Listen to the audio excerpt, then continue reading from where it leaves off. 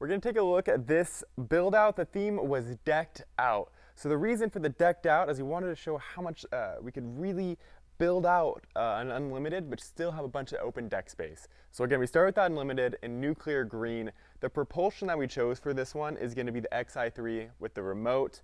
The cool thing with the Xi3 here, again, is it stows and deploys, but with that we have a little attachment here from Never Lost, and it's the deployment method. So this one here, when we have it up from our seat, is going to be able to hold us up, and this one coming in here is going to be able to compress that foot strap. A cool thing to kind of build off of this one is if you put kind of like a pulley point down below on our unlimited, that might help us get like a nice smooth transition every time. So that's going to be the propulsion method here. We also, if you're following along, we did a through-hole wiring kit here. So it's we use those wiring plates that we have. We get in here, and then we use MotorGuide plugs. And then we're going to be wired up from the front to the back without running any wires on our deck. We can get to the back end and show the battery off here in a second. And then we have our gear pod here, which is going to house just our battery system that we're going to run our fish finder off of. So the next part of the build would be kind of the wire those together. We can get into a little more detail as well.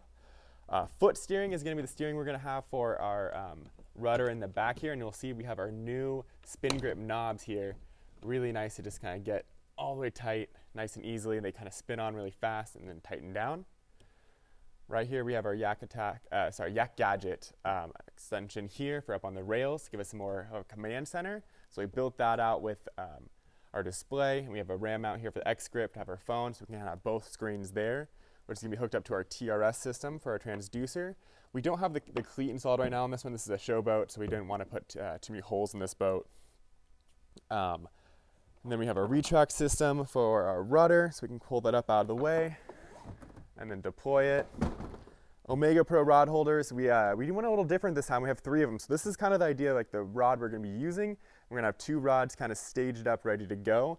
Again, as we can see, this deck is staying really clean and open. We're going to be able to stand up, move around, do anything we need to on the water, but still have all of our gear accessible to us. We have our aluminum paddle as a backup for safety.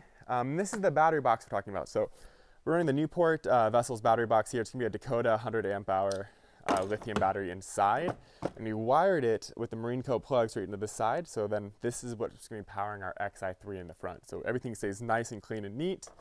Track straps are going to be holding that down. We have more rods back here in the built-in flush mount rod storage, and then we have a rudder in the back here to help keep us in line. We usually pull onto the weed lines, or just can put the Xi3 on straight and then use our foot steering to kind of give us some nice adjustments out on the water.